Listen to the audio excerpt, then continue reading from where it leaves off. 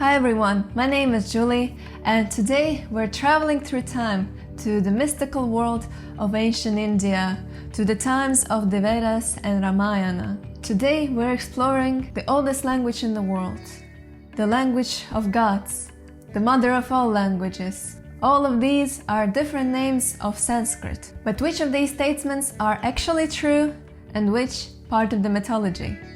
Namo Namaha, and welcome to the Sanskrit language.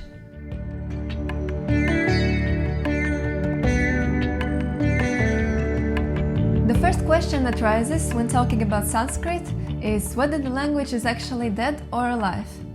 I'll give my personal opinion in the end of the video, but first some facts. It is one of the 22 scheduled languages of modern India, which means that the government recognized its important status. It is also an official language of two Indian states, Himachal Pradesh and Uttarakhand. Plus, around 25,000 people in India and 1,600 people in Nepal have registered Sanskrit as their mother tongue, with total speaker number around 2,300,000 people. But this is actually a very small amount by India's standards. The importance of Sanskrit comes from its history, so let's explore that. The oldest example of Sanskrit that has survived to our days are the Vedas, the sacred scriptures of Hinduism that are around 3,500 years old. Sanskrit is a member of the Indo-European language family. More importantly, Sanskrit was a key player in the formation of the Indo-European language theory itself. It was conceptualized when the linguists such as Sir William Jones have compared the structures of ancient Greek, Latin and Sanskrit and found striking similarities in them. These kind of researchers have also helped to define the theory of Indo-European migration, and it went something like this. Of course, there are different theories about that, but I'm going to show the most widely accepted one. So, around 3500 BC, in the steppes of southern Russia and Ukraine, a new people group, ancient Indo-Europeans, started spreading in all directions.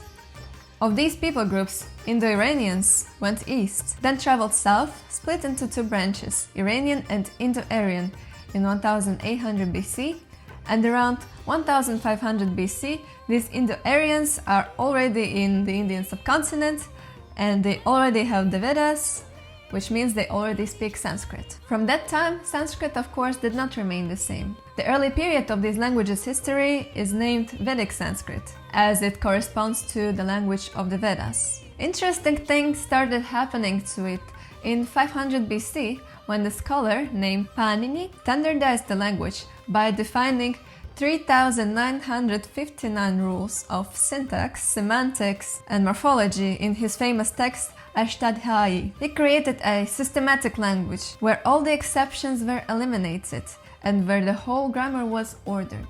The name of the language speaks for itself, Samskritam, which means perfected or polished.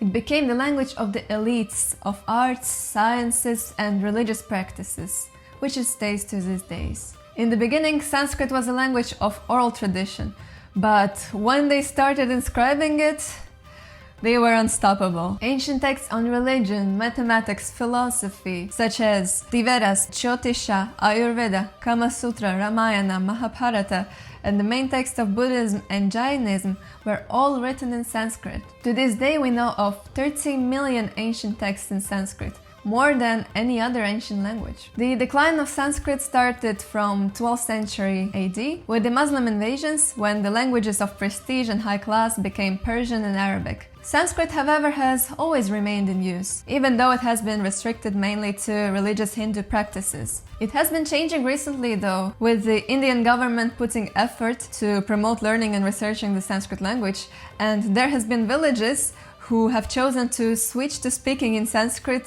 on the everyday basis as a part of a revival initiative. While the elites of ancient India were using the perfected Sanskrit, the common people have developed their own language, Prakrit, which is the direct descendant of the Vedic Sanskrit. From Prakrit, many modern languages of India have developed, with a total number of native speakers around 800 million, and all of them have in common the parent language, Sanskrit. So no doubt, it is called by some the mother of all languages. Now let's explore the features of Sanskrit, starting with the pronunciation.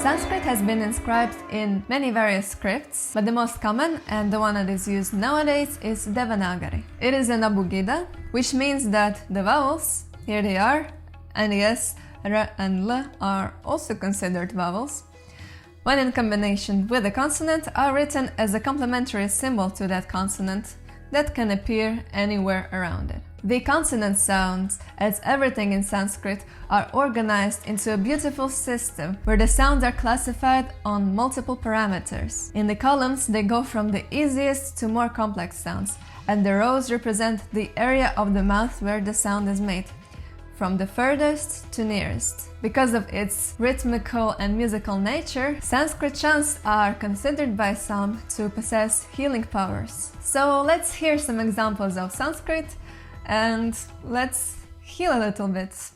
Tesham bahunam vidusham जीवन तपसा अध्ययन अध्यापनेन च शास्त्र परंपरा अद्यापि जीवति.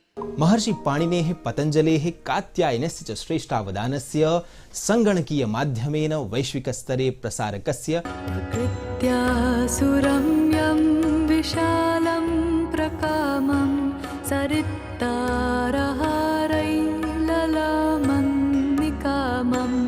Now, after we've heard some Sanskrit, let's dive deeper into it and explore its grammar. And here we're gonna see even more systems and structures.